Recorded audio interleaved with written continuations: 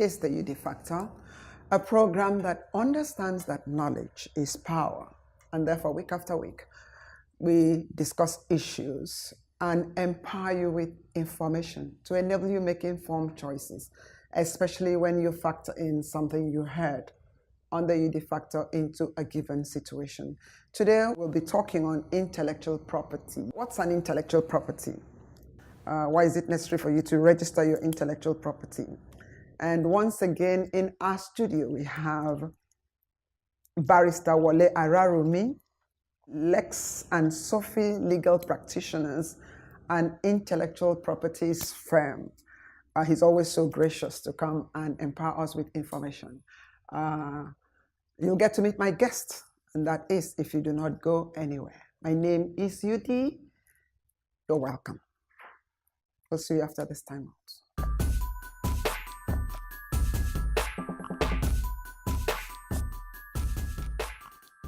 You're welcome back. Wole, thank you for coming back once again. What's an intellectual property? What is that? Okay, I'll try to be as pedestrian as possible. Okay. Intellectual property is very technical. Okay. But simply put, intellectual property is the opposite of real estate. It's the opposite of real property.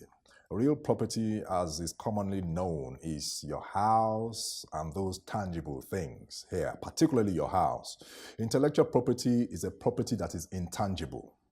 Technically, it is the property of the mind, a property of the intellect. Okay? Okay. The intellectual property covers a group of properties: trademarks, copyrights, patents, designs, related rights, plant varieties, and so many others. But the most common and the most popular here to us in Nigeria are trademarks and copyrights and patents. Okay. Why is it necessary to register our intellectual property?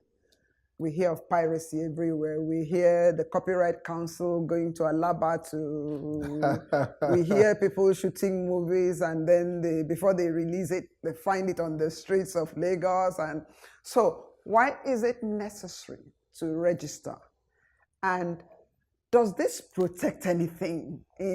With what is happening in the world, not just Nigeria. Right. Does it protect anything? Okay. Now, to answer that question, why is it necessary to register your intellectual property right? I need to go back again to the different types of intellectual properties. Okay. Some of them require registration. Some of them do not require formal registration for the owner to be entitled to protection, legal protection. For example, trademarks. For you to legally own your trademark and to be entitled to legal protection of the trademark, so to speak, it requires registration. Okay. Copyright, on the other hand, does not require any formal registration in Nigeria. Okay. However, in some other jurisdictions, like the United States of America, it requires formal registration. Okay. So the law is different from one jurisdiction to another. Okay? So that answers just that aspect of the question. Now, why is it necessary to register? And does registration offer any form of protection? Well, I'll tell you, your second question actually answered the first one. Okay. Yes. A reason why it is necessary to register is because registration offers some form of protection. Okay? Now, does it really offer that protection? Yes. That's what you want to know. Yes. But first of all, let us go to why it is necessary to register. There is a myriad of reasons why you need to register your trademark or your intellectual property rights. Yes. Now, you need to be aware of it first. You need to own it. Then you need to register it for you to be legally recognized as the owner and for you to have access to the legal benefits of that ownership. Okay? let's use trademark, for instance, which is registrable and which requires registration. We have what we call the trademark registry in based in Abuja. Okay. And the law governing trademarks is the Trademarks Act in Nigeria, though it is very outdated, but it's still what we're using today. Now, the Trademarks Act requires, particularly in Section 3, that if you do not register your trademark, then you cannot prevent any other person from infringing that right. That trademark right. Also, you cannot sue that person for damages for infringing your trademark if you do not register it. So in other words, for me to be able to prevent UD from using my trademark and infringing it, I need to have it registered as my own. Also, in case you have infringed, for me to be able to seek that redress and claim damages for infringement of my trademark, it must be registered as my own, in my name, at the Trademarks Registry. That's what the law says. Okay? A major reason why registration of a trademark is important is, like I said earlier, to prevent infringers, to prevent others from using it. The law says that if I am the owner of a registered owner of a trademark, if I register it in my name, then others are excluded from using it. So I own it to the exclusion of everybody. Section 5 says that of the Trademarks Act. Okay? So it grants me that use. Now, another importance of this registration is that once everybody else is excluded from that use, it becomes mine. Okay? Then it becomes very, very valuable over time. Over time. Now, the biggest, the most successful companies today are based on or thrive on intellectual property. Google, Yahoo, Microsoft, Apple, even Samsung, Coca-Cola. Notice, all right, let's come home. Nigeria. In Nigeria, you have MTN. That's everywhere African. you go. South No, African. it's in Nigeria. You have MTN Nigeria. Well, I yes. know, but you have let's MTN. have a homegrown companies. Nigeria, yes. Okay, Globacom. Okay. Glo. Okay. Per second. Okay. You know, so if you check, Glo is a registered trademark of Globacom. And maybe I should mention this. For the purpose of registration, goods and services are classified into different classes. Okay? And the law is that you are granted protection, strictly speaking, in the particular class in respect of the particular goods and services in which you have registered your trademark. Okay. You discover that what some companies do, this is another importance of registration. What they do, particularly companies that have the might and that have the vision and that value and appreciate the value of their products and the intellectual property in it, what they do is they register these trademarks in every single class. You have 45 classes. Give us a few of them. 1, 2, 3, all the way to 45. Okay? Popular ones. You have class 36. You have class 35, which is for business management, office management, and all that. 36, which is for financial affairs, banking, insurance, and all that. So it's catching on. Most of the banks are protecting their intellectual property, their brand name, their product names now. Even insurance companies. AXA Mansard Insurance, their products are registered. Yes. Sterling Bank is registered. You know, your one customer bank. That's their logo. That's their slogan. It's a registered slogan. It's a registered trademark. So it's not just your logo, but also a catchphrase. Yes, your catchphrase. They call it payoff line or byproduct, right? Okay. So that's what they do. So they register in every. I can tell you that Globacom, I think, is one of the very, very few Nigerian companies that's registered across board. You see, Glo is registered across board. You know why they do that? Right. They want to prevent what is called dilution. They don't want somebody to say, fine, because you're a telecoms company, you are registered in class 38, as which telecoms company, covers then I can register it as my Thank you. I can register fashion design thing, or let's say Glo Pure Water. Now the name is going to be bastardized. So to prevent dilution, so I cannot come and register Glo Yinka or Glo UD. Now, because you're attaching UD to your glow, they can come against you and say it's so close to theirs and your registration is in bad faith. Wow. Yes, they can challenge you on that. Wow. You understand? Of course, there'll be various other technicalities that will come into play, whether they will win or they will not, but they can challenge you on that. They will say theirs is a popular, is a well-known brand, and the law protects well-known brands. So what if my name is Glory and I decide to just say Glow? Fine. Why don't you write your name Glory? You want to cash in on Hold that thought. Don't go anywhere. We'll be right back.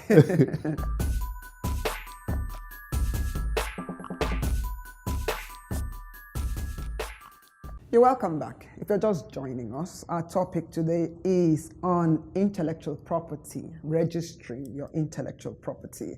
And so far, our guest has told us why it is necessary and what intellectual property is. Yes, you were saying we should coming back home. Yes, coming back home. A common example, well, something that happened in Nigeria some years ago, as we heard, was when Econet Wireless was transforming, the telecommunications operator. It's gone through quite a number of stages of transformation. Yes. When it was transforming, and I think a foreign investor was coming in, Vodafone, they came in then and they wanted to invest in Econet Wireless and take it over, just like Etisalat is rebranding today. Yes. Right.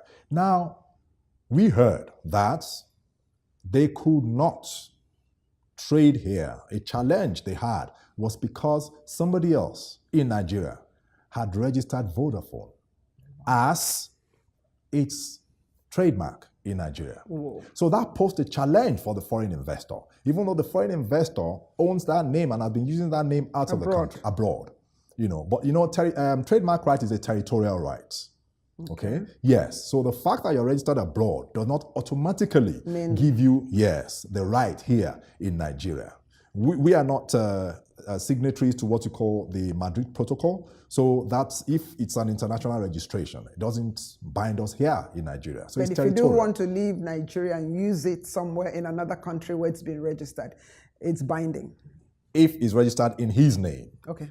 Yes. Then he can use it. So that's a common example that we have here in Nigeria. So that tells you the importance of trademark. What do foreign investors do? Foreign companies, what do they do? By the time, if they want to go into a new territory, the first thing they do, because they know the value of intellectual property, the first thing they do is they send ahead their intellectual property into that place. When I say send ahead, they don't toss it there to go and use it. They go there and do due diligence first. Go and find out. Let's hope it's available in this country. Let's hope there are no similar names here. If it's free, then they quickly protect it. Before they even come in to start putting business things in place, the first thing they put in place to secure is their intellectual property, their brands, their product names, their logos, and all that. That's the first thing they do. Before we got here, you talked about diluting. And I remember I had a fashion house I called Colors, but it wasn't a registered name. I think I registered it as an enterprise. Now I know better. And it went up in flames a couple of years ago. Wow. And I think I did register that name. I think my lawyer did. Now I'll go back and check.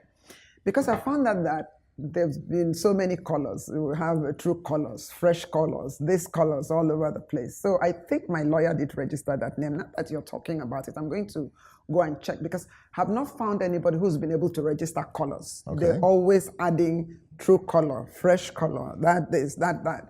So that's like diluting the name, right? That's if it was registered. Right? That's if it was registered. Okay. Mm-hmm. And well, I would have a problem with registering even colors as your trademark. Okay. Because the law also prevents the registration as a trademark of any word or group of words, in this case a word, colors, that is descriptive of the goods and services in that class. Oh, really? Yeah.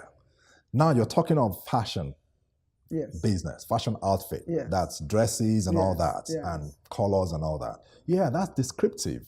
That has a reference and relevance to that. So whoever hears the word colors, his or her mind goes to fashion or goes to arts, fine arts. So when you Do you want to understand? register a name, it must be a name that is... It's actually supposed to be an invention or creation of your mind. However, colors, you didn't create colors, right? But if you want to use colors, for example, in class 38 for telecommunications, it's not descriptive. Nobody's mind will go to telecommunications. You understand? A good example, Microsoft, Windows. Windows is a registered trademark of Microsoft's incorporation. Okay? But Windows, you'll think of it. Thank you. You will think of a furniture. You won't think of software, computer software. So that's why he could register that, and that's why it's thriving today as a trademark. Talk us through a process of registering a trademark, intellectual property. Just Okay. Give us the proviso, right? Like we're working with the example of a trademark. Okay. Hold the thought. Don't go anywhere. We'll be right back.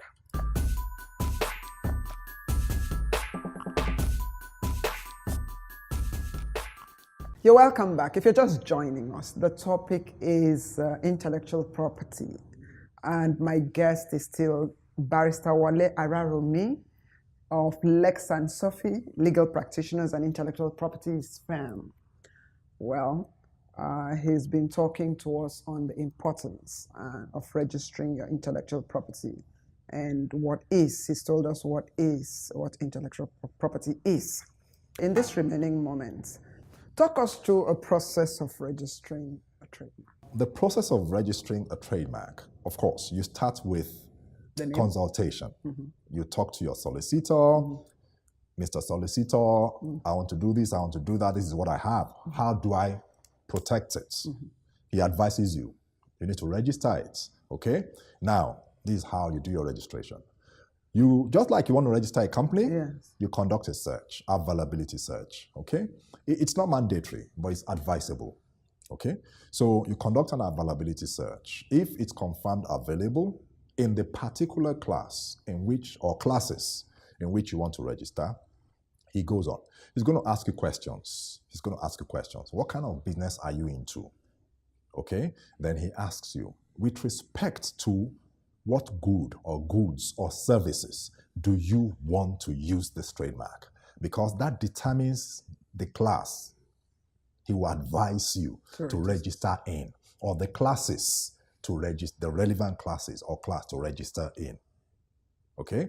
So he advises you on that, and you tell him, oh, you know what I want to do is, I'm thinking of computer software, electronics, and all that. And he says, okay.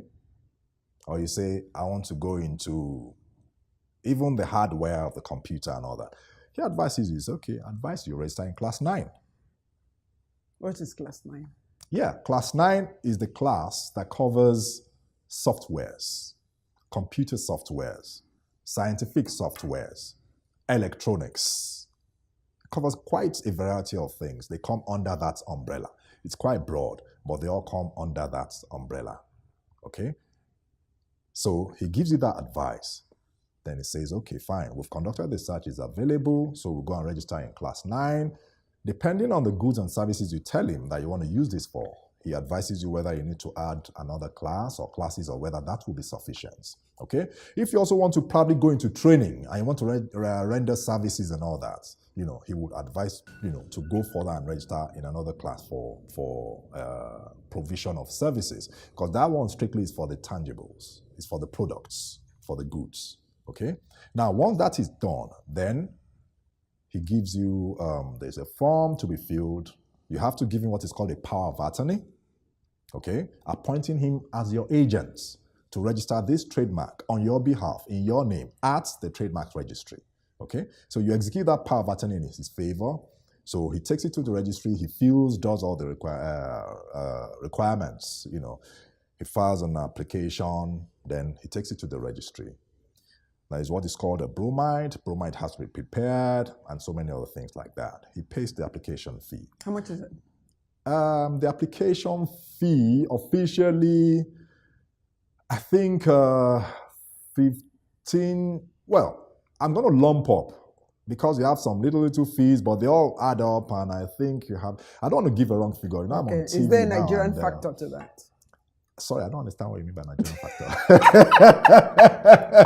That is 15,000 and then you don't get it for, text for instance, it's 15,000. Do you get it for, it's like driver's license. We know how much driver's license, but you never get it for that amount. So is there a Nigerian factor that one should expect? Okay. Since you're enlightening me about Nigerian factor. Excuse me, you don't know? So I think there may be. There may be. You know. Okay, and So- how long does it take? How long does it take Now, to how register? long does it take to register? 5 years, 10 years, 20? As I sit here, Nigerian factor. I cannot Tell me tell exactly. you. Nobody can sit here and give you an accurate time frame. Why? Because there are so many factors that we don't have control over. Administrative, strictly in the hands and under the control of the Trademark Registry. Ours is to prepare, process, and file. Then we keep monitoring. Okay? That's where Nigerian factor will come in. Yes, because once we file, if we don't monitor, if we don't process, if we don't push, it does not move. Unfortunately, it doesn't work as smoothly as the company registration yet, because the company registration is actually smoother. Yes. You know, at CAC, it's smoother. But here at the Trademark Registry, I can tell you it's a major challenge. It's not that smooth. So nobody can tell you. Whoever tells you it's going to take 1 year, it will be ready in 1 year, the person is not telling you the truth. So maybe I should fish somebody out from that sector to come and talk to him and ask him to tell us how long it takes. That person will be a bold person. Come on, see that. You know, so that person will be a bold person. So it's divided into 3 major stages. The first stage is the application stage. You file the application, you start processing it. The registry issues what they call official acknowledgements. Okay? Once you get that, then it goes through what is called an examination. That is the process whereby the registry examines the trademark, see if it conforms with the legal requirements for registration. That is it distinct? You know, is it not similar to any This other person. existing trademark and all that? Is it not descriptive of the goods of that class or the services of that class in which you want to register it and all that? So if it passes through examination, then the registry issues what is called official acceptance. That is, it has been officially accepted. Not registered, officially accepted to go further. And that going further is to be published in what is called the Trademarks Journal. Okay. Now, what is the Trademarks Journal? It's a publication and it's like a notice to the general public. In case there's anybody who has something against it. You know, the other day I was telling you. How come I know so I much? mean, you know, I think some of us, our jobs could be I know endangered so with you on the beat. You know, you know. So And if they find out that if somebody comes up and says, yes. Now that also is guided by law. The law is that publication, from the date of publication, the public has 60 days. okay, That's the statutory period given, within which to oppose any application in that journal and come and say, hey, Mr. Registrar, no, please, don't accept this for registration. Don't register it. Okay. These are my reasons. Of So course, they the person will go reverse through it. the lawyer. Okay. The lawyer will file what is called notice of opposition. Of course, arguments, legal arguments, everything will go into play. and if there's no opposition, And if there's no opposition after the 60 days, then we cannot go ahead and apply. Pay again, and another set of official fees will now come into play. We'll pay again for certificates and final registration. and that might take God knows how. Is one payment for the whole process, or No, at no, every it's stage? at every stage. At the application stage, you pay. Then when you get to the stage Final. where you apply for the certificate, you also pay. But So whatever it's it is, you need a lawyer who is versed in intellectual property. Not just a lawyer who is versed in intellectual properties. You know, even at the registry, it's not anybody that can walk in, you know, to register this on your behalf. The registry has what is called accredited agents. Okay. Yes. Okay. So it's only the accredited agents. Or Is there any any of them place that we can go look for those accreditations? Is there any I think yes. I think the registry has put up a column in that portal I think, I'm not sure now, because I think we have received a couple of calls, from people, and they say, we were referred to you by the registry. So, but I can't remember now if they were referred after going to the registry physically or if they went to the site. I can't remember that. So we should know that there's a... Yeah, but the registry has its website. Okay. So yeah, and the website can offer you, some all the information that you yes, want. Yes. Thank you very much, Barrister Arome. We'll leave it here for now. Thank you for always coming to empower us with information. A pleasure. And then I'll come and meet you, and then we'll see what we can do about the UD factor. You'll be welcome. Thank you very much. Thank you very much.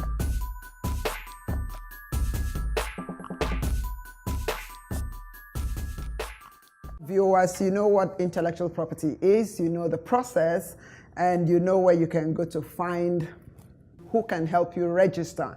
And you know the do's, at least for now, you know the do's and the don'ts. And I believe that by registering your intellectual property or your trademark, it will open up business opportunities for you. Well, this is my factor. Goodbye, God bless, and see you again next week.